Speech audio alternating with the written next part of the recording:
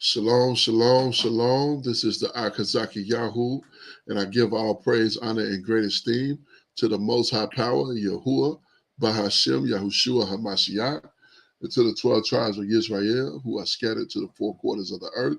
I say shalom wa baruchim, and that is peace and blessings. And I cannot wait till the day that the Most High brings us back together, and we are once again 12 tribes, one family, one nation, under the Most High, once again, under one covenant. I'm joined this evening by my esteemed Ak Kenaniah. Shalom, Aki. Hey, shalom, Maki. How you doing, my brother? Doing good. How about yourself? Hey, man, I'm blessed abundantly. All praises to the Hallelujah. Father. Shalom, Hallelujah. Yisrael. 12 tribes, one nation. Kwam Yasharala. Hallelujah. Kwan. Yes, we're back again, ready to get back into the study, get back into Bereshit, and continue into chapter 31. We had a plan last week to do chapter 30, and we ended up, or 30 and 31, and we ended up doing one. And much like what we're going to end up doing this evening, is just getting into 31, as it is a longer chapter. And we want to try to keep this kind of bite size for people to help kind of keep their attention focused. So I'm going to go ahead and get into the screen share here, and let's get straight into the text. Now, where we left off, Yaakov was basically leaving Laban's place and on his way to back to Canaan. So that's where we pick up here at chapter 31. Chapter 31 and verse 1, it says, "And he heard the words of Laban's sons, saying, Jacob have taken away all that was our father's, and of that which was our father's have he gotten all his glory." So now we're seeing the sons of Laban. Uh, they are angry with Jacob because basically he has acquired the cattle of Laban. You know, all of the livestock that Laban had, most all of it, is now in the possession of Jacob, and it is a considerable amount. Hey, Salakia, Oh, go are ahead. you sure we didn't do this last week? No, we only did 30 last week. Okay, Khan. Yeah, we only did 30. We would have done 31, but 31 is about 55. Okay. Um, yeah, You know, so okay, yeah, we did it with the brothers up there, but we didn't record it. Yeah. yeah. All right. Verse 2, "And Yaakov beheld the countenance of Laban, and behold, it was not towards him as before. And Yahuwah said unto Yaakov, Return unto the land of your fathers and of your kindred, and I will be with you. And Yaakov sent and called Rachel and Leah to the field of his unto his flock." It's calling it his flock. Mm-hmm. Right. He called them like, come on with. So verse 5, "And said unto them, I see your father's countenance, that it is not towards me as before, but the power of my fathers have been with me. And you know that with all my might I have served your father, and Mm-hmm. your father have deceived me and changed my wages 10 times. But the Most High suffered him not to hurt me. And he said thus, the speckle shall be your wages, then all the cattle bear speckle. And if he says thus, the ring shade shall be your hire, then bear all the cattle ring straight." Right. So what is happening? The Most High, like each time he's under the Most High's understanding the agreement that Laban has made, the Most High is causing for Jacob to be increased. with the increase of cattle. So, this is, and I guess every time that happens, Laban will be like, you know what, let's go back to this. These are gonna be your hire, and I'll take these. And each time his plan is foiled by the Most High. Indeed, and that's how basically he is able to acquire all of the cattle from Laban with that setup that he had implemented in the last chapter. So yeah, verse 9. Thus the Most High have taken away the cattle of your father and given them to me. And it came to pass at the time that the cattle were conceived, that I lifted up my eyes and saw in a dream, and behold, the ram which leaped unto the cattle were ring-straight, speckled, and gristled. The rams. Mm-hmm. So apparently the rams that were doing the mating, they had the DNA that was causing the cattle to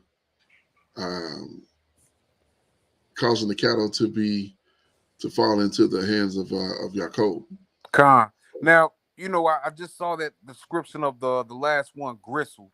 I'm wondering what color that is, or what exactly that is. Oh, let's take a look at that. Yeah, I don't recall that from before.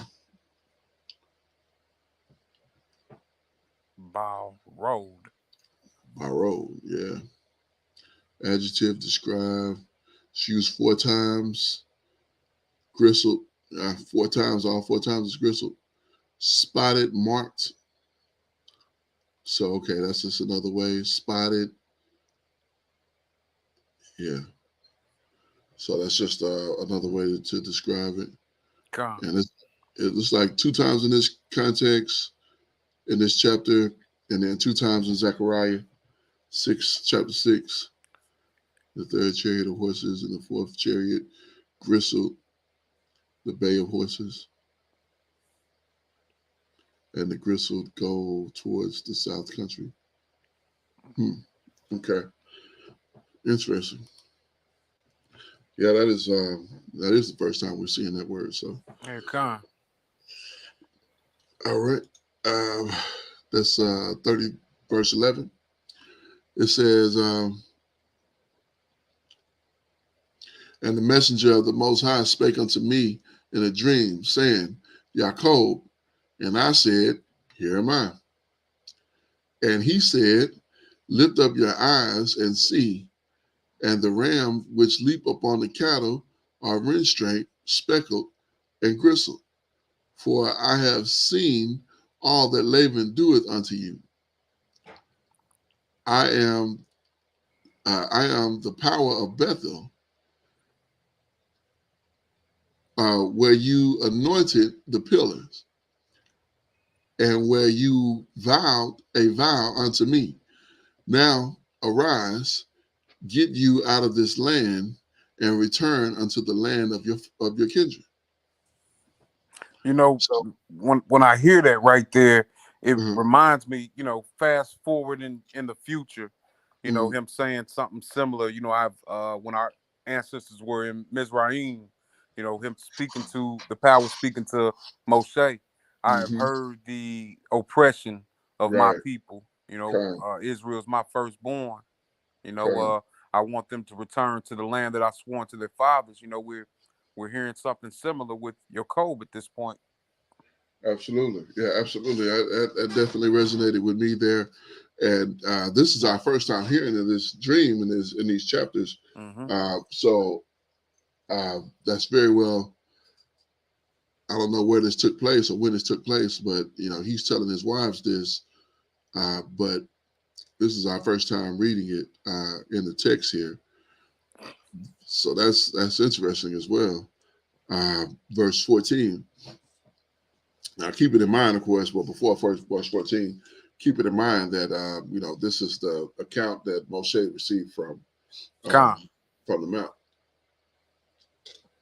So, verse 14, and Rachel and Leah answered and said unto him, is there yet any portion of or inheritance for us in our father's house?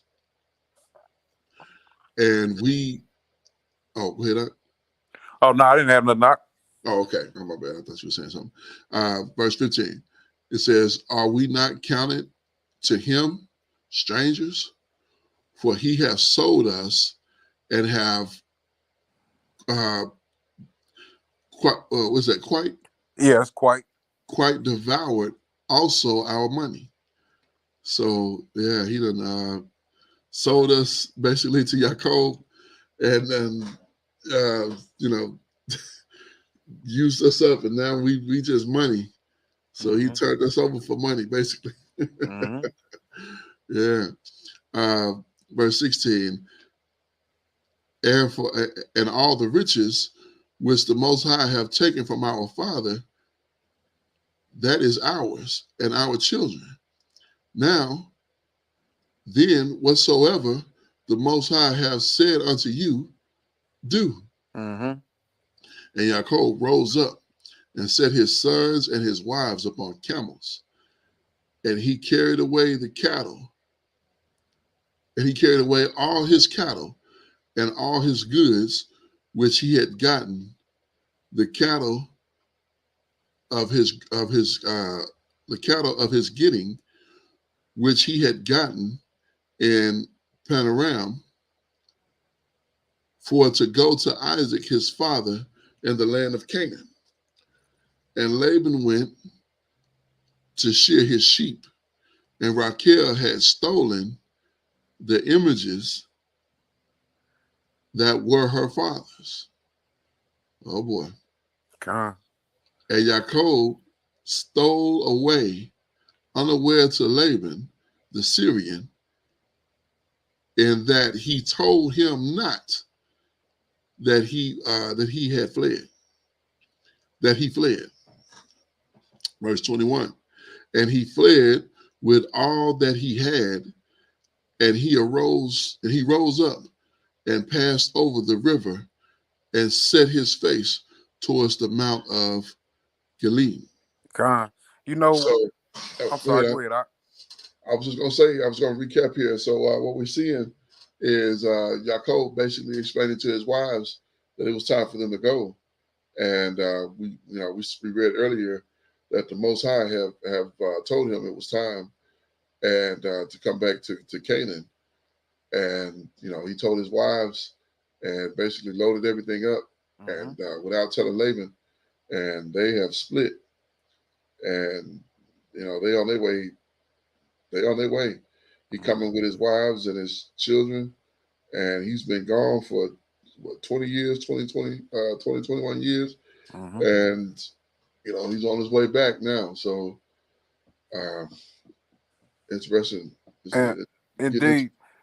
What I'm thinking about is Laban. Like, Laban is going out to shear his sheep, and he's got to notice, because when Yaakov left, he left with all of his herds. And, just remembering how the Most High was increasing him with the number of his herds. So Laban is going to recognize that he's missing. There's a lot of sheep that are gone from out of the flock because Yaakov is left,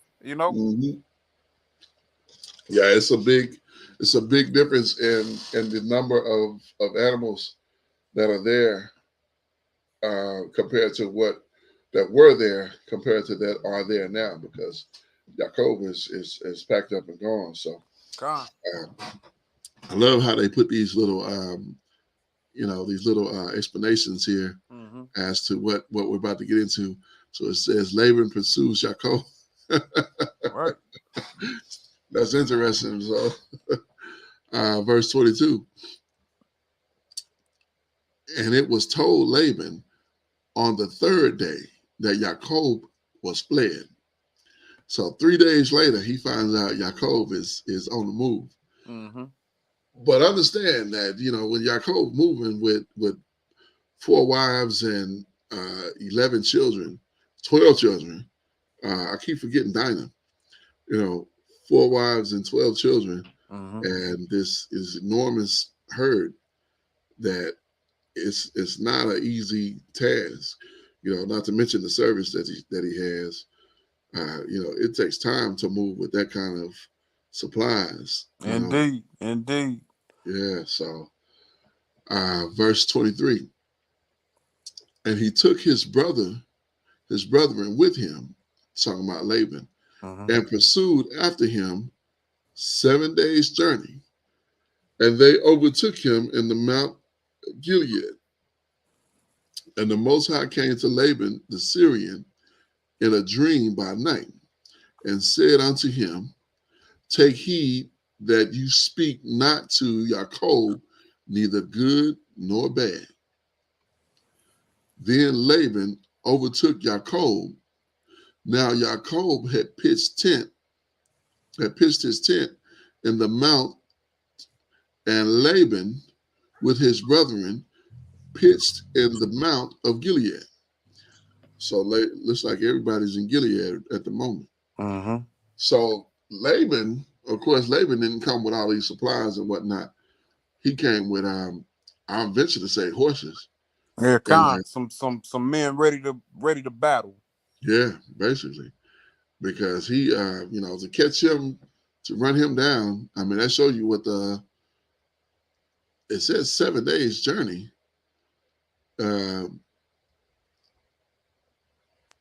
Yeah, 7 days journey, and they overtook him in the Mount Gilead. So, they must have been on horses, just basically hightailing it for all that time. That is, I mean, I've never driven like across country, but I imagine if you're driving from, New York to California or Florida to Nevada, that's got to be a pretty grueling, journey where you got to go and you got to stop and, rest and eat and all that good stuff. And then you get back on the road and, you got to get some actual rest, because this journey is going to take, this is not like a 8 or 9 hour trip or a 10-hour trip. This is like a couple days trip.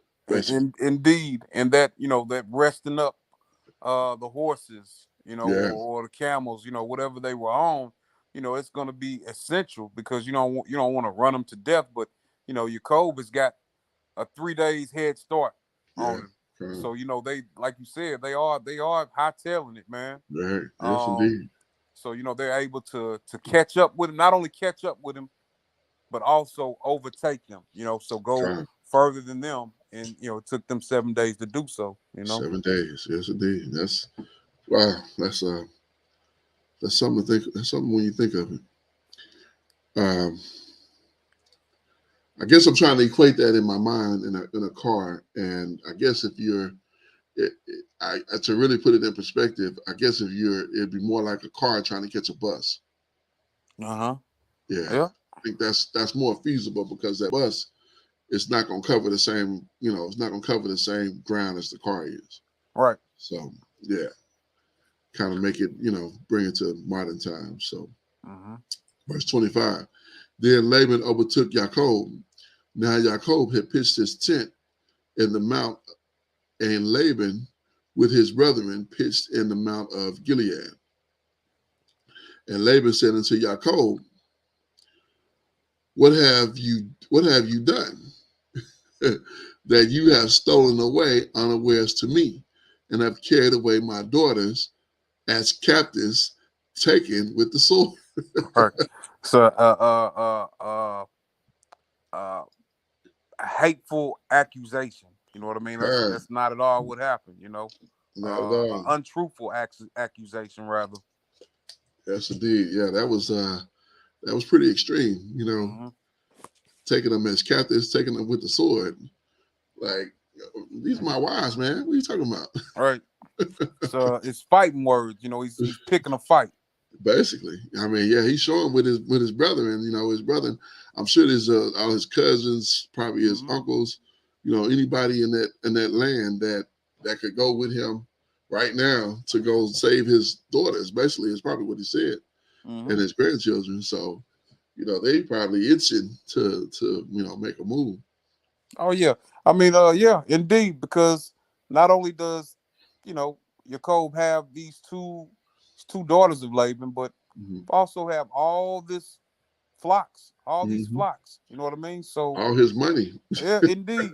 They're gonna, if he dies, they're gonna come up. Right. Yes, indeed. Yes, indeed. So, verse 27, it says, "Wherefore did you flee away secretly and steal away from me? And didst not tell me that I may send you away with mirth and with song and with tabret and with harps and with harp?" Like, I would have played you. We could have had a party. Basically, he's saying we could have had a party. Time for you to go. Like, we could have celebrated. But verse 28, "And have not suffered me to kiss my sons and my daughters, and have not done foolishly in so doing. It is in my power it is in my hand to do hurt, I'm sorry, I'm botching up these words here. Verse 29, he says, it is in the power of my hand to do you hurt, but the power of your fathers spake unto me yesternight, saying, take you heed that you speak not to Jacob, neither good nor bad." So it's strange, he remembers that, and that's resonating with him. But yet here he is, face to face with him, and he's questioning him, trying to get to the bottom of, I guess, of what this was. Seemed like he would have asked some questions in that dream, to get some understanding or whatever. Seemed like, I don't know, maybe not. But verse 30, "And now, though you would need be gone, because you soar longest after your father's house, yet wherefore have you stolen my idols?" Why are you ready to go to your father's house? Why you steal my idols? Like, man, nobody stole your idols. What you talking about? Right. Verse 31, "And Jacob answered and said unto Laban, because I was afraid, for I said, peradventure you would take by force your daughters from me." Like, oh man, he gonna take his daughters. I'm not gonna even get out of here with my wives. Right. Yeah. With whomsoever you find your idols, let him not live. Before our brethren discerns you what is thine with me, and take it to you.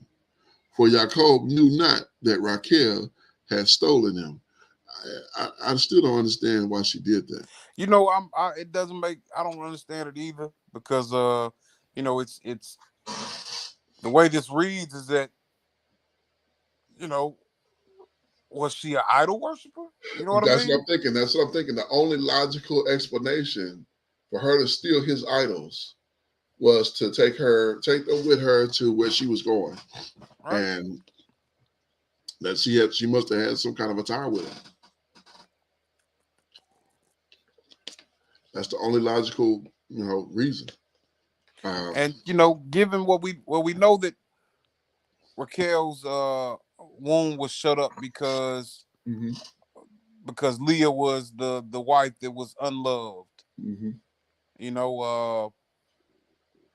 Was it something else off about her? You know what I mean? Where the Most High had shut up her womb. You know what I mean? Yeah, and that's a possibility as well. But she had gotten Yosef already. Yeah, so she had Yosef, and so it's hard to pinpoint what it is, but why would she take her father's idols of all Ah, things? What is it about those that that was so you know strange? It's strange. So, um, verse 33. And Laban went into Jacob's tent, and unto Leah's tent, and unto the two maidservants' tent, but he found them not. Talking about the idols. mm-hmm. And when he went into Leah's tent, he entered into Rachel's tent. Excuse me. And Rachel had taken the images and put them in the camel's furniture and set up on them. And Laban searched all the tent and found them not. Like he's literally searching his daughters, which makes sense because again, she has them. It's just that he can't find them. He don't know she have them. Verse 35. And she said to her father, let it not displease my master that I cannot rise up before you, for the custom of women is upon me. And he searched, but found not the images. And Jacob was wroth and chode with Laban.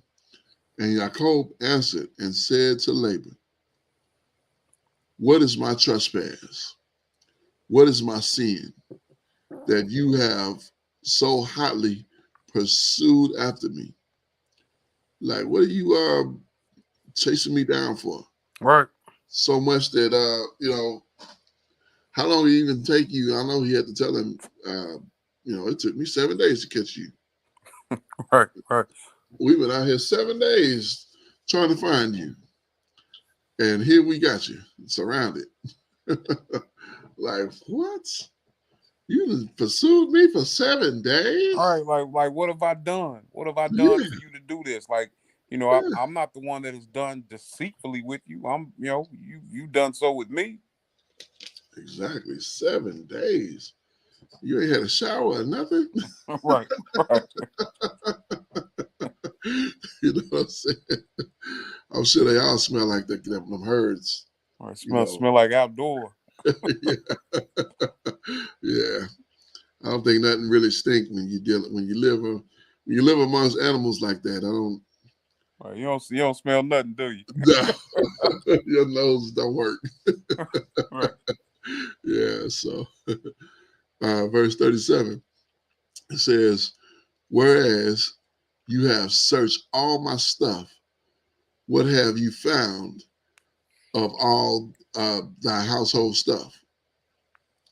Set it here before me and your brethren, and set it before my brethren and your brethren, that they might judge between us both." Mm-hmm. Like, what the evidence at? What you got? Show Right. it to me. Bring it out. Verse 38. These 20 years have I been with you. Your ewes and your she-goats have not cast their young, and the rams of your flock have not eaten. I don't understand what he's saying there, but let's keep going. Verse 39. That which was torn of beast I brought not unto you. I bear the loss of it, of my hand. Did you require it, whether stolen by day or stolen by night? Okay, so he's telling them about the animals that have been a problem. Basically, was taken out of his pay. So okay, that makes sense. Verse 40. Thus I was in the day of the drought consumed me, and the frost by night, and my sleep departed from my eyes. So he didn't gave up. He didn't gave up. Yeah, he's talking about the life of a shepherd. Right. That's exactly what I was thinking. You're Yeah, a shepherd hand. You're gonna be out amongst the sheep in absolutely. the night when it's real. In the desert, it's that type of climate. It gets real cool, and Mm-hmm. then when the sun pops up, it starts heating up. So Yes, it's not the life of luxury like with you, no, Laban. This hadn't been a walk in the park for me. exactly. Yeah, he's been enduring. You know that lifestyle. We think about it here, and it's probably completely different because they were in Syria, Hmm. and I'm sure it was some vegetation to maintain those animals where they could eat, but I'm pretty sure that it was still a lot of desert Gone, still. gone. So uh, yeah, yeah. Verse 41. Thus have I. Oh no, we just read that. No. This I'm right. I'm sorry. Salika. Verse 41. It says, "Thus have I been 20 years in your house. I served. I served you 14 years for your two daughters, and 6 years for your cattle, and you changed my wages 10 times." So he told him that to his face. Hmm. You done changed my wages 10 times. Except the power of my fathers, the power of Abraham, and the fear of Isaac had been with me, surely you had sent me away now empty. The Most High have seen my affliction and the labor of my hands and rebuke you yesterday. Hmm. So he's telling them Abba is with me, and he's clearly uh, lined out a path for me to go. And this is the covenant at Mizpah, verse 43. And Laban answered and said unto Jacob, "These daughters are my daughters, and these children are my children, and these cattle are my cattle, and all that you see it is mine. And what can I do this day unto you, unto those, and what can I do this day unto those my daughters, or unto their children, which they have borne? Now, therefore, come you, let us make a covenant, I and you, and let it be for a witness between me and you." And Jacob took a stone and set it up for a pillar. And Jacob said unto his brethren, "Gather stones." And they took stones and made an heap, and they did eat there upon the heap. And Laban called it Yagar Shahadahuta. Khan. But Jacob called it Gilead. Gilead. Hmm. And Laban said, "This heap is a witness before me and you this day." Therefore was the name of it called Gilead. And Mishpah, Mishpah is family, I believe. Matter of fact, It's got that same root in it, Mishpachah. Khan. Let's see if it's I didn't think about that when we looked at that last time. Mish Mishpah. Feminine. Oh, this is a location. Oh, okay, a place in Gilead. So no, not quite. But interesting. Okay. Yeah, it should looks like it.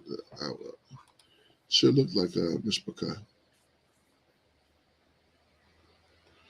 All right. That was verse 49. at Mishpah, for he said, Yahuwah watches between me and you when we are absent one from another. You know, it's something I say, like if I know somebody's going on a trip or something that I'm not gonna see them for a while. It's what I often recite as well. Okay. Yep. Yeah, Yahuwah watch in my absence. Mm-hmm. Kind. That's very kind, right? Yes, indeed. Verse 50. And you shall, if you shall afflict my daughters, or if you take other wives besides my daughters, no man is with us. See, the Most High is witness between me and you. Now that's one thing I don't really like how he was just searching for his idols, Right. and now he's trying to commit the Most High to something for him, as if it's just some kind of a switch type thing. And I don't appreciate it. It's so familiar with what we see with a lot of people that are in the so-called church, Christianity. You know what I mean? Yes, One indeed. moment they are telling their children that Santa Claus can go from Mm-hmm. one end of the map to the other end all in the same night, and then Kind. the next moment they're talking about the Most High. Yeah. The same lips. Same exact. You on the money, you on the money right there. I mean, that is quite profound, to point out that way. I was speaking more along the lines of just Laban dealing with, of course, the fact that he was obviously into idolatry, and yet he want to speak about the Most High, about the power that Yaakov served, and I know Yaakov wasn't in there dealing with no idolatry, Right. especially in front of him. Not especially, I mean, period. But I know Laban didn't see Yaakov dealing with any form of idolatry or his images or his idols, whatever it was that he was dealing with. Yeah, right. Yaakov knows who the source of his power is. Absolutely. Absolutely. He knew from his father and his grandfather, what it was. And, I imagine, uh, you know, dealing with, I know he's probably spent a lot more time with his mother, him being a love child, her child, considered her child. Um, but I'm sure whenever he was around Yaakov or Isaac, Isaac was telling him about uh, Abraham, what kind of a great man he was and how he set him up to have all of this substance and whatnot. So, and I wonder too, and we'll move on, but I wonder if Isaac is still alive at this time, because we have not read the generations of Isaac as of yet. So I'll leave off of 51. Yeah, Khan. Okay. Verse 51. It No, says, you already read that one. oh, okay. That was the last one. Okay, Khan. Verse 52. This heap be witness, and this pillar be witness, that I will not pass over this heap to you, and you will not pass over this heap and this pillar unto me for harm. The power of Abraham and the power of Nahor, the power of their father, judge between us. And Yaakov swear by the fear of his father Isaac. Hold on now, what is this power of Nahor? Who is the power of Nahor? That's a good question, man, because that we know Nahor was Nahor was one. He was Terah's brother. He was also one of Terah's sons, and it might be Laban's grandfather. Yeah, I think it was Terah's. Wasn't Nahor the? If it's hard to keep them all straight in your mind, but wasn't Nahor Lot's father? Khan. Yeah, okay, and so that means that he was named after his grandfather. After his, he was named after his grandfather. Mm-hmm. So Nahor was the father of Terah. Okay, Khan. Without jumping all the way back to what chapter 11. Nahor was the father of Terah, I believe. You know, man, what Because was it? that's what they call that land. Remember? Khan. Well, no, that was Haran. Haran. Oh, Haran. Okay, my bad. Haran. Okay, I'm confusing them. Then that's what I see. I'm confusing them. So what's this Nahor? Let's look at this then. That's what I was thinking in my mind. Who is this power of Nahor? Snorting? Nahor was the son of Sarug. Son of Sarug, father of Terah. Terah, Khan. You hit it, huh? Oh, okay. Son of Terah, brother of Abraham. So Nahor named the grandfather and the brother of Abraham. Brother of Abraham. Yeah, it's like you said. It's well, I mixed it up. I said Haran, but it was actually Nahor was Terah's father, and Terah also named one of his sons Nahor. Okay. Yeah. And Nahor was also Nahor was Milcah's husband, and Milcah begot Rebecca and Laban. No. She begot she begot Laban's father. And Laban's father begot Laban and Rebecca. So Nahor was Laban's grandfather. Okay.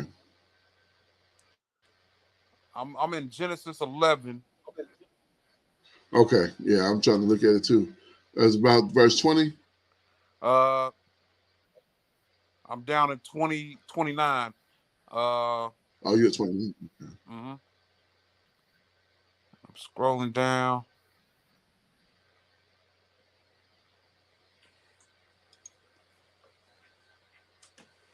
And then it actually stops right there, but then we remember that jump into where we learned that Abraham's kindred had family too. And that is in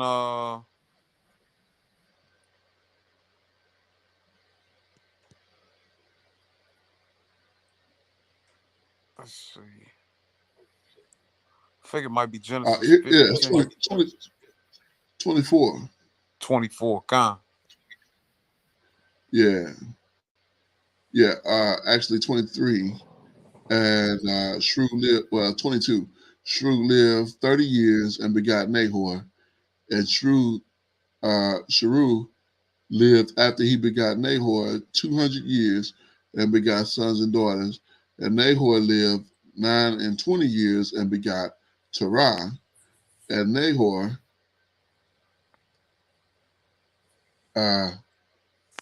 Nahor lived after he begot Terah 119 years and begot sons and daughters. And Terah lived 70 years and begot Abram, Nahor, and Haran. Mm-hmm. These are the generations of Terah.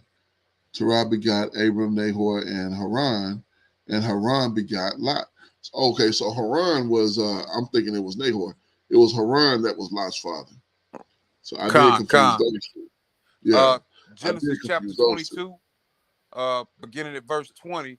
And it came to pass after these things that it was told Abraham, saying, Behold, Milcah, she hath also borne children unto thy brother Nahor, Huz his firstborn, and Buz his brother, and Kemuel, and the father of Aram, and Chesed, and Hazo, and Fildash, and Jilpah, and Bethuel, and Bethuel begot Rebekah. These 8 Milcah did bear to Nahor, Abraham's brother. So, Okay. yep. That's where I was off of it, because I was thinking Nahor was, or yeah, I was thinking Nahor was not only Terah's father, but also he had named his son who begot Lot, who died before his father, before Terah did. Terah did. And that's how I messed it up. But he had 3 sons that I mentioned. I missed the last one. So he did name his son after his father. However, he lived and didn't die. Mm-hmm. Okay. Okay.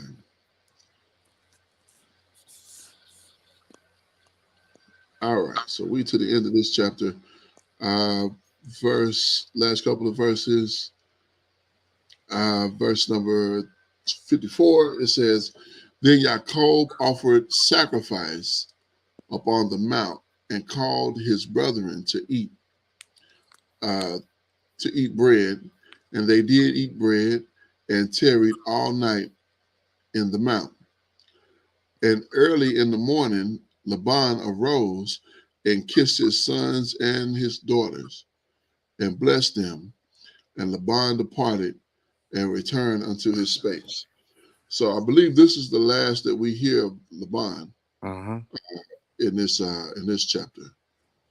So I don't think we're going to hear or see him again. I think that's it. You know, well, actually, now we do hear about him just by, Jacob mentioning him.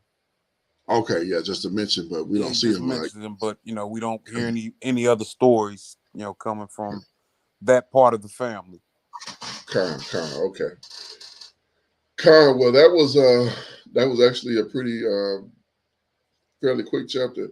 There wasn't a lot to really dig into outside of just really getting a understanding. But basically, Jacob has left, and he's on his way back to Canaan. And him and Laban have basically reached an agreement that they're not going to be enemies, and that he's going to go his way, and Laban is going to go his way. I still want to know who this power of Nahor is. Man, that's a good question, Doc. Yeah, it doesn't. I mean, there's no explanation there. Yeah, because when I hear that recited, the power of Abraham, it's the power of Abraham, Isaac, and Jacob or Jacob. I've never, I've read straight over that, and not really wondering who that is, and just hearing how Laban was in idolatry. So, Laban's grandfather was Nahor. Yeah, I don't know. I don't know who that would be, or and this and like the Christians let us say that there's the big G. Right. So it's like it's referencing the Most High, but it's not clear because it says the power of Nahor, but it doesn't give any there's no explanation as to who that would be. I almost think it's the Most High, the power of their fathers, judged between us, and Jacob swear by the fear of his father Isaac. So Abraham instead of Nahor, it seems like that should be Isaac right there. Indeed. Yeah, but that's interesting.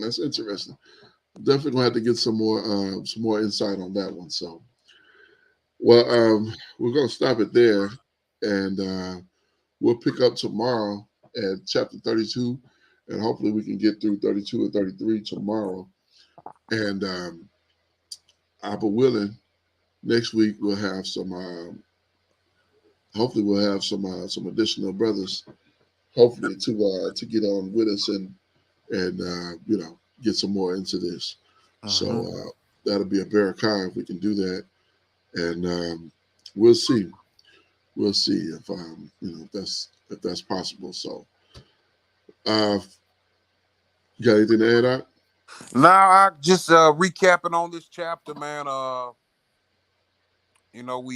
We see, he's been stationary for these, him meaning Jacob has been stationary for these 21 years, after leaving his father and his brother and his mother, Yeah, went to his uncle's home and has been dwelling there for these last 21. So he's back on the move, yeah, back to his kindred and back to his father and his mother, and in the land that was promised to him by the Most High. So uh, it's a journey, man. This is an epic that we're reading about, man. That con, began with his grandfather, carried on to his father. yeah, Now the journey is his. con.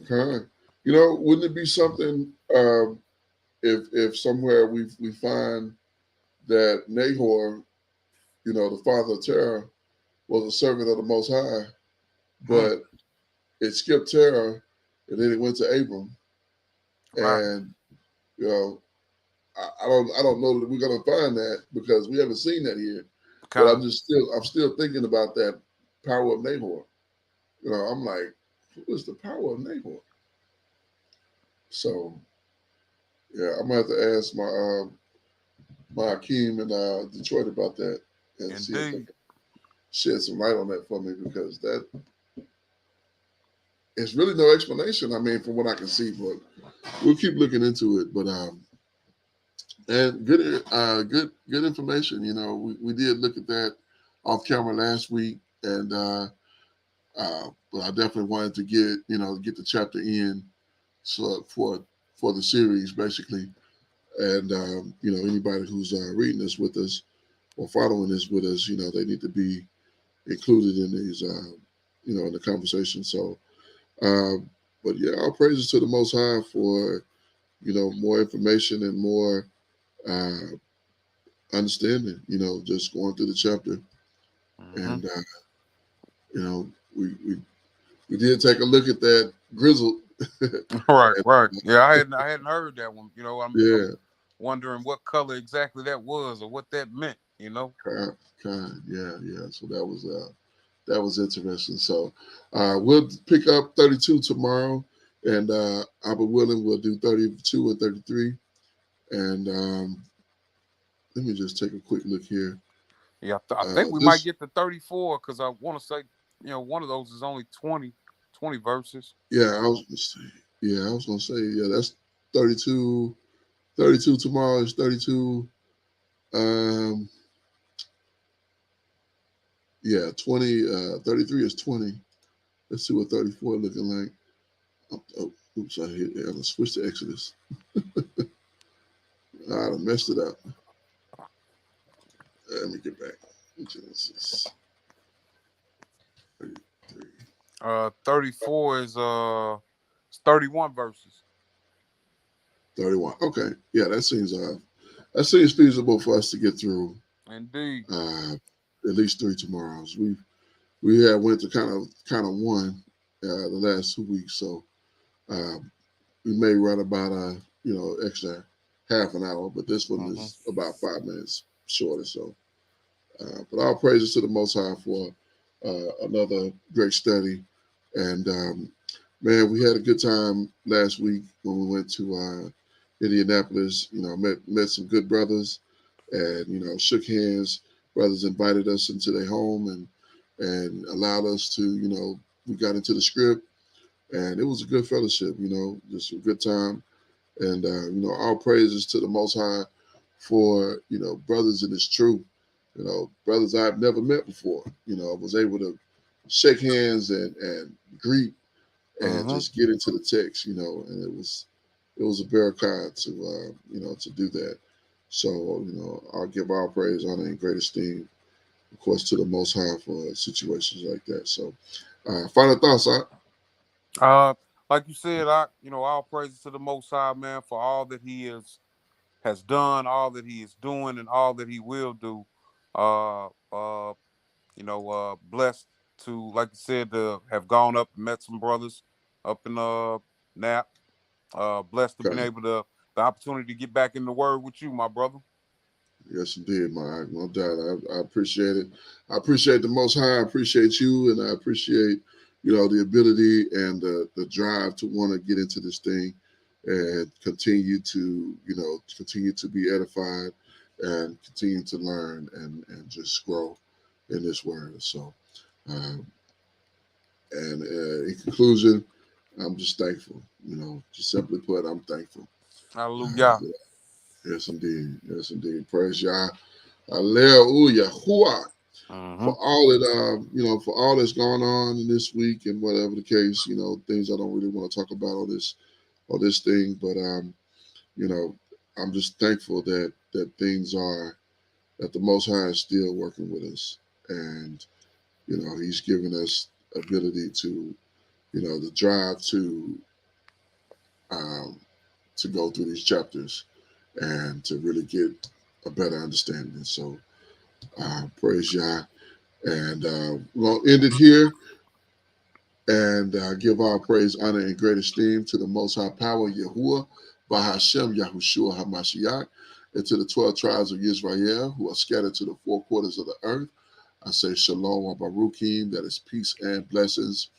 And I cannot wait until the day that the Most High brings us back together and we are once again 12 tribes, one family, one nation under the Most High Power, once again under one covenant. Until that time, shalom, family. Hey, shalom, shalom, Israel. Y'all be blessed.